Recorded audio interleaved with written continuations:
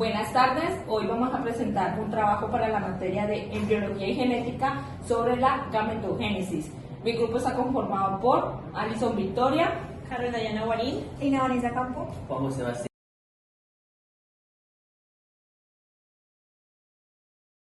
La gametogénesis es el proceso biológico de las células germinales que contienen 46 cromosomas que se transforman en gametos. Esto lleva a dos procesos, la espermatogénesis y la ovogénesis.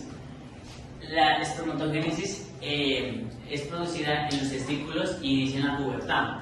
La espermatogonia son las células germinales principal que se multiplican por la mitosis haciendo un reservorio de células. Cuando estas crecen, se forman en espermatocitos primarios, lo que encontramos en la meiosis 1. En la meiosis 1 es la reducción de cromosomas de 46 a 23 cromosomas que se forman espermatozoides secundarios, lo que encontramos en la meiosis 2. En la meiosis 2 es la separación de las cromatinas hermanas en 4 espermatidas, que por medio de la espermiogenia se convierten en espermatozoides maduros.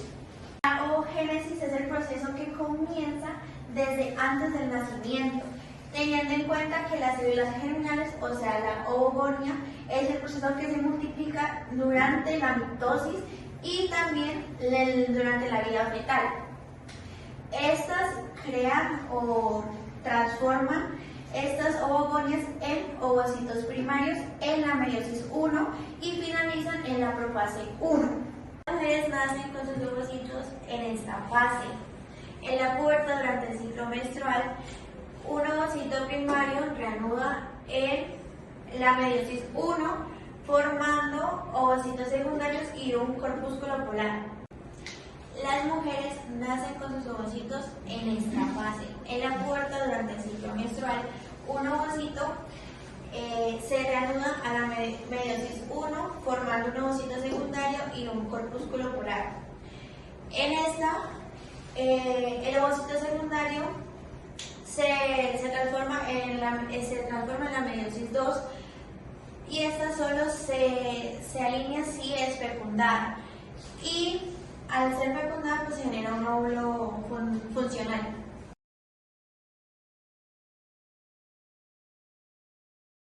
La meiosis se llama división de reducción, ya que esto reduce el número de cromosomas a la mitad. Eso sucede en dos procesos.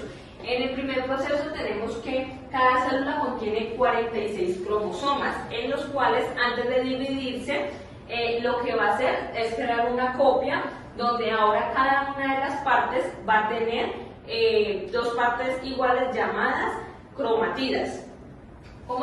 En la meiosis 1, cada cromosoma viene en parejas, uno de mamá y otro de papá. Al hacerse la división, las nuevas células ya van a tener un solo tipo de cromosomas, ya sea de mamá o ya sea del papá, haciendo una división reduccional que antes teníamos 46 cromosomas pasando a 23. La variabilidad genética ocurre justamente en la división reduccional cuando el cromosoma del padre y el cromosoma de la madre hacen un intercambio de fragmentos de ADN llamado crossing over. Ahora, dando como resultado que las nuevas células ya no vienen como cromosomas puros, sino que ya vienen como cromosomas mezclados con información del padre y de la madre, donde cada célula recibe información genética diferente. Cuando las 23 parejas se separan, no se separan en un orden fijo, estas van a ser completamente aleatorias.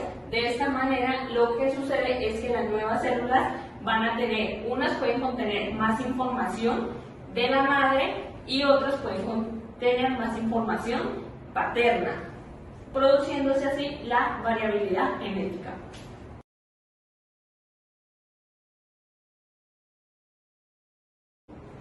Bueno, en la espermatogénesis se da en los testículos, en los óvulos seminíferos. Esto da en la pubertad. La célula germinal espermatogonia se va a multiplicar mediante la mitosis, pero no se va a dividir, o sea que va a seguir con sus 46 cromosomas. ya que los hombres, pues eso es especial porque los hombres van a producir millones de espermatozoides diariamente. Luego, bueno, después de la fase de la multiplicación viene la fase del crecimiento, que es cuando una espermatogonia aumenta su tamaño y se convierte en un espermatocito primario. Esta sigue siendo diploide y pues todavía contiene sus 46 cromosomas y ya tiene ADN. Luego de esto, pues es importante porque ya cuando hacemos la meiosis 1 va a haber una reducción donde cromosomas homólogos van a generar una separación de 46 a 23 cromosomas mediante el proceso de crossing over. Y van a quedar dos células haploides de 23 cromosomas cada una, que se van a convertir en espermatozoides secundarios. Luego de eso, entonces, en la meiosis 2 van a haber una separación de las cromatidas hermanas en 4 espermatidas. Estas espermatidas van a pasar por un proceso de espermiogenia, que esas van a transformarse en 4 espermatozoides funcionales. En la ovogénesis tenemos que el ovocito primario tiene 46 cromosomas, es decir, es diploide. Se encuentra dentro de un folículo primario, rodeado de células foliculares que lo protegen y nutren. Aquí empieza la primera división meiótica, pero queda detenida en una fase llamada profase 1 y puede permanecer así durante años, incluso hasta la pubertad.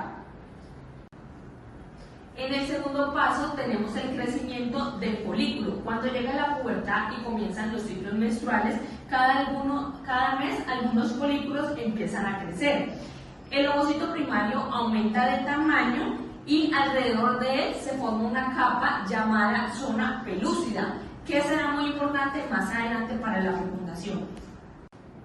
El folículo sigue creciendo hasta formar una cavidad llena de líquido llamada antro. En ese momento ya hablamos de un folículo más desarrollado o folículo maduro. ¿Ya? En el tercer paso es la finalización de la primera división meiótica. Justo antes de la ovulación, el ovocito primario completa la primera división meiótica y aquí ocurre algo muy importante. Se forma un ovocito secundario, ya tiene la mitad de cromosomas, 23. Se forma el primer corpúsculo polar y que es una célula pequeña que normalmente se degenera. En el cuarto paso, que es la ovulación, el ovocito secundario es liberado del ovario, rodeado por células llamadas corona rayada. Todavía no ha terminado la meiosis, pero está detenida en la segunda división meiótica. Como quinto paso tenemos la fecundación.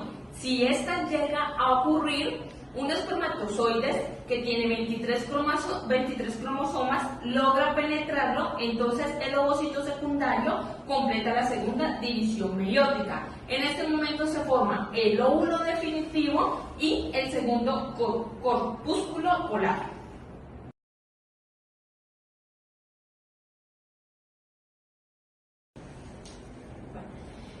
Tenemos las partes del espermatozoide. Entonces tenemos la cabeza, que esta aporta información genética del padre, pues para poder formar el nuevo embrión.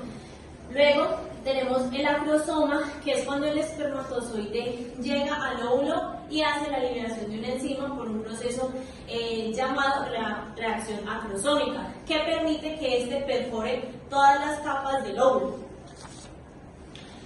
Tenemos el cuello, que es el que conecta la cabeza con la cola, y esta contiene unas centriolas que organizan el movimiento y participan en la primera división celular después de la fecundación.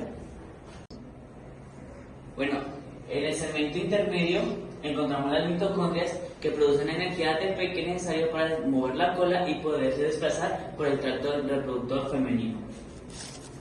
En la parte de la cola tenemos de que estas permiten el movimiento ondulatorio y gracias a ella el espermatozoide puede avanzar, orientarse y llegar hasta el óvulo. En la cola tenemos el segmento principal, que es lo que nos va a hacer es que nos va a dar mayor fuerza de desplazamiento, y en la parte final de la cola es a completar el movimiento.